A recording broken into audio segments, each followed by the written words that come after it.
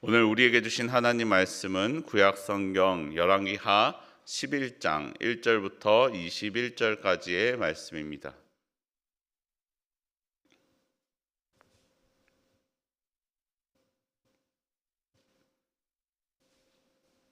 구약성경 581쪽에 있습니다. 열왕기하 11장 1절부터 21절까지의 말씀입니다.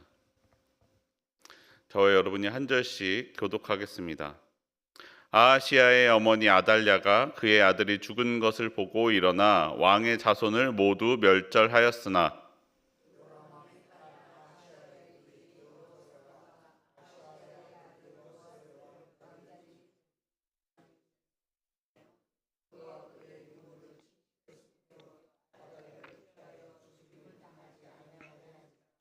요아스가 그와 함께 여호와의 성전에 6년을 숨어 있는 동안에 아달랴가 나라를 다스렸더라.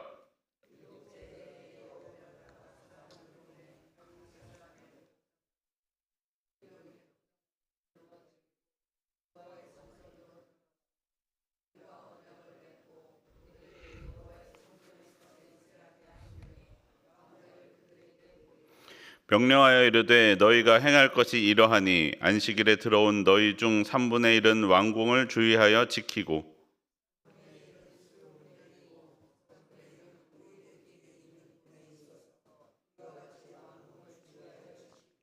안식일에 나가는 너희 중 2대는 여호와의 성전을 주의하여 지켜 왕을 호위하되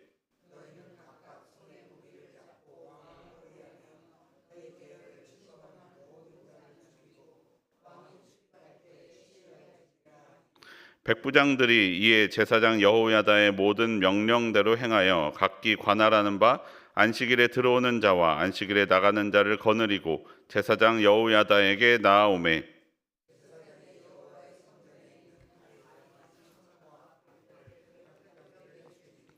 호위병이 각각 손에 무기를 잡고 왕을 호위하되 성전 오른쪽에서부터 왼쪽까지 제단과 성전 곁에 서고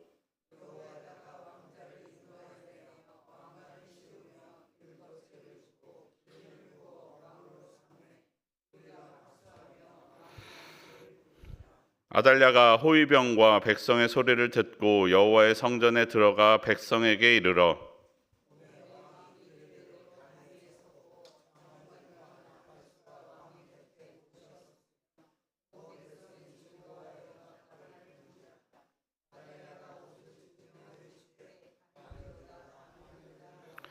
제사장 여호야다가 군대를 거느린 백부장들에게 명령하여 이르되 그를 대열 밖으로 몰아내라. 그를 따르는 자는 모두 칼로 죽이라 하니 제사장의 이 말은 여호와의 성전에서는 그를 죽이지 말라 함이라.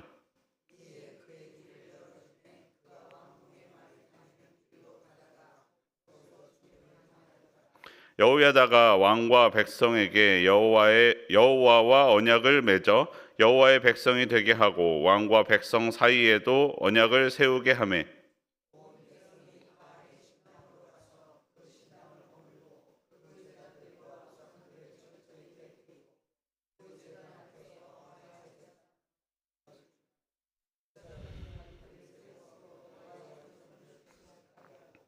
또 백부장들과 가릿 사람과 호위병과 온 백성을 거느리고 왕을 인도하여 여호와의 성전에서 내려와 호위병의 문 길을 통하여 왕궁에 이르매 그가 왕의 왕좌에 앉으니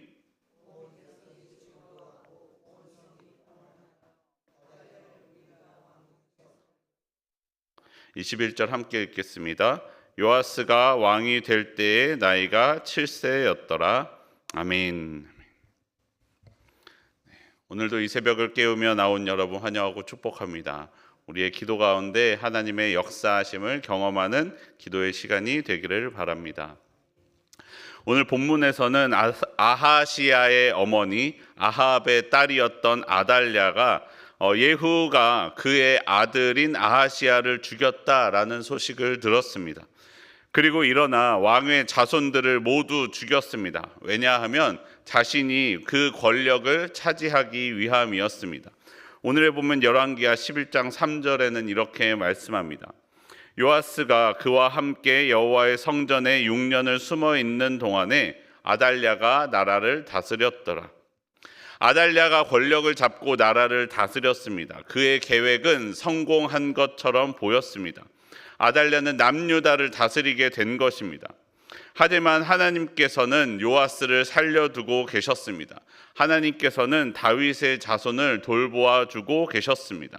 본문 11장 2절에 이렇게 말씀합니다.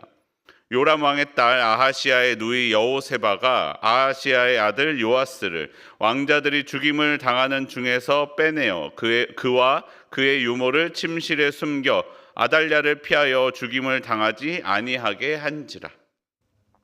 아달랴의 남편이었던 여호람의 다른 부인의 딸 아하시아의 누이였던 여호세바는 아달랴가 왕자들을 죽이는 가운데 요아스를 구출하였습니다. 그리고 유모와 함께 침실에 숨겨 목숨을 건지게 하였습니다. 6년 동안 아달랴가 남유다를 다스리는 동안 숨겨두고 있었습니다.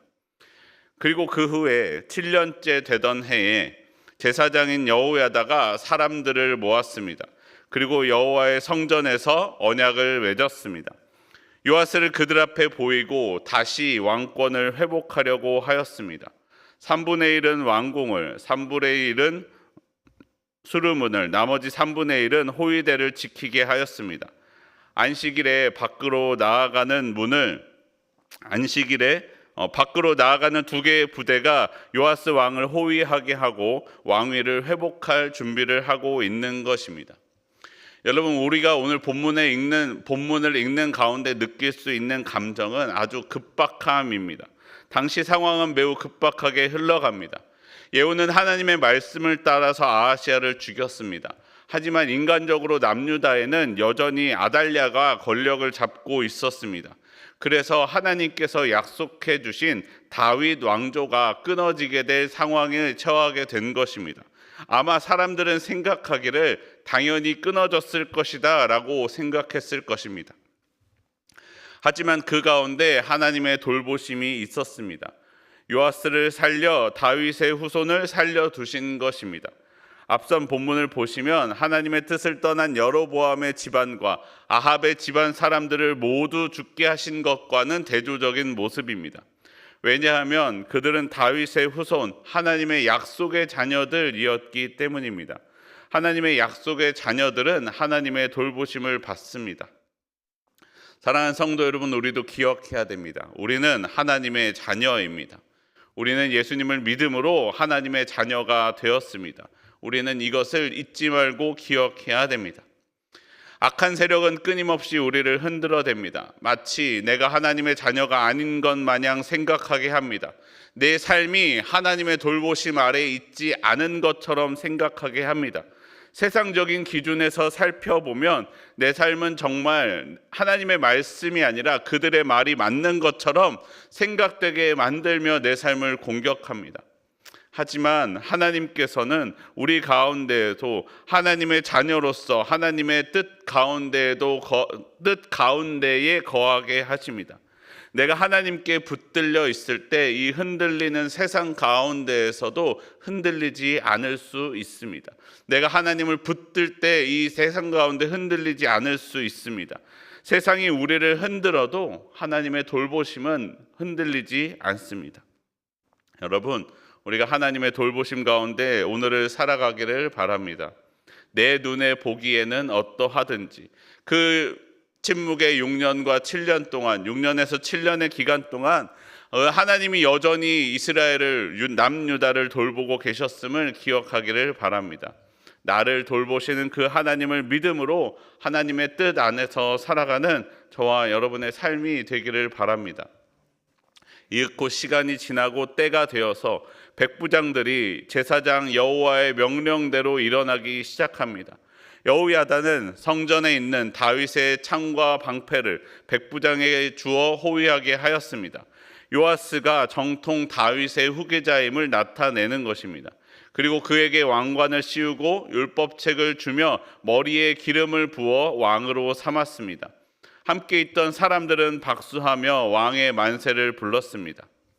뒤늦게 그것을 깨달은 아달랴가 달려왔지만 왕은 규례대로 단위에 서서 사람들의 호위를 받으며 왕위에 올랐습니다. 열왕기하 11장 14절 말씀입니다. 봄에 왕이 규례대로 단 위에 섰고 장관들은 나팔수가 왕의 곁에 모셔 섰으며 온 백성이 즐거워하여 나팔을 부는지라. 아달랴가 옷을 찢으며 외치되 반역이로다 반역이로다 하매, 아달랴가 외치며 그것을 막으려고 해 보았지만 백성들이 기뻐하였기에 막을 수 없었습니다. 아달랴는 괴로워하며 반역이라고 외쳐 보았지만 아달랴의 소리를 들어주는 사람은 아무도 없었습니다. 제사장 여호야다가 아달랴를 끌어내어 죽이되 성전에서는 하지 말라라고 하며 밖으로 끌어내었습니다. 왕궁에 말이 다니는 길로 가다가 그 길에서 죽임을 당하였습니다. 제사장 여호야다는 요아스에게 왕으로서 기름을 부어주며 두 가지를 주었음을 주목해 보아야 합니다. 바로 왕관과 율법책이었습니다. 하나님의 나라에서는 세상의 권세도 필요하지만 그것이 전부가 아니었습니다. 왕도 하나님의 율법 아래에서 행동해야만 했습니다. 힘이 있느냐 없느냐가 중요한 것이 아니라 그 힘을 가지고 어떻게 사용하느냐가 중요하다라는 것입니다. 만약에 아달랴가 왕자들을 죽이고 권세를 차지하였을 때에 백성들을 잘 돌보아 주었다고 생각해 보십시오. 그렇다면 아달랴가 아닌 요아스를 왕으로 세우려고 할 때 아마 기뻐하지 않는 사람들도 있지 않았을까요? 반역이라고 외치는 아달랴의 소리에 동조하며 그래 이것이 오히려 반역이다라고 이야기하며 일어서는 사람들도 있지 않았을까요? 그런데 아마 본문을 보시면 아달랴는 그 권세를 가지고 남유다를 다스리는 6년의 기간 동안 백성들과 군대 장관들을 아마 괴롭게 하였을 것 같습니다. 그렇기에 아무도 그들은 아달랴의 통치가 끝내는 것을 기뻐하지 않는 사람이 없었고 아달랴의 반역이라고 외치는 소리에 귀를 기울이는 사람이 아무도 없었던 것입니다. 제사장 여호야다는 요아스를 왕으로 세운 뒤에 하나님과 언약을 맺었습니다. 오늘의 본문 열왕기하 11장 17절과 18절 말씀입니다. 여호야다가 왕과 백성에게 여호와와 언약을 맺어 여호와의 백성이 되게 하고 왕과 백성 사이에도 언약을 세우게 하매 온 백성이 바알의 신당으로 가서 그 신당을 허물고 그 제단들과 우상들을 철저히 깨뜨리고 그 제단 앞에서 바알의 제사장 맏단을 죽이니라. 제사장이 관리들을 세워 여호와의 성전을 수직하게 하고 아멘. 남유다의 백성들이 다시 하나님의 백성이 되게 합니다. 요아스를 왕으로 세운 후에 여호야다가 왕과 하나님 사이의 언약을 그리고 왕과 백성 사이에도 언약을 세우게 하였고 그 말씀대로 그 언약대로 그의 삶을 그 다스림을 지켜 나아가게 합니다. 그리하여 백성들은 바알 신당으로 가서 그 신당들을 허물고 우상들을 깨뜨렸습니다. 제사장이 관리들을 시켜 여호와의 성전을 지키게 하였습니다. 그리고 왕을 인도하여 성전에서 내려와 왕의 왕좌에 앉게 합니다. 이제 남유다를 위협하던 아합의 후손 아달랴의 무리는 죽었고 다윗의 후손 요아스가 다시 왕위에 오르게 된 것입니다. 여러분, 우리는 기도할 때 이렇게 기도하기도 합니다. 많은 힘과 많은 능력을 내게 주시옵소서라고 기도합니다. 돈과 권세, 능력을 구하며 하나님께 기도할 때가 많이 있습니다. 그러나 여러분, 우리에게 진정 중요한 것은 얼마나 많은 힘과 많은 능력이 있는지가 아닙니다. 지금 내게 있는 그 힘과 능력을 어떻게 사용하고 있는지, 그리고 왜 그렇게 사용하고 있는지가 중요합니다. 내게 힘이 있을 때에 그 힘을 나만을 위하여 내 뜻대로 사는 것이 아니라 예수님처럼 내가 가진 그것으로 다른 사람들을 섬겨주며 살아가는 것이 우리에게 필요합니다. 내게 있는 작은 것이라도 하나님의 뜻 안에서 행하게 된다면 하나님께서는 더 큰 것을 내게 맡기게 되실 것입니다. 지금 내게 큰 힘과 능력이 있는 것 같아 보여도 내가 하나님의 뜻 안에서 행하지 않는다면 하나님은 나의 그것을 거두어 가실 것임을 잊지 말아야 합니다. 사랑하는 성도 여러분, 하나님께서 오늘 내 삶에 주신 그 삶의 능력들이 있습니다. 아주 작은 것 같아 보여도 아무것도 주시지 않은 사람은 없습니다. 지금 내게 있는 그것으로 하나님을 찬양하며 하나님의 은혜의 통로가 되며 하나님의 뜻 안에서 살아가는 저와 여러분의 삶이 되기를 소원합니다.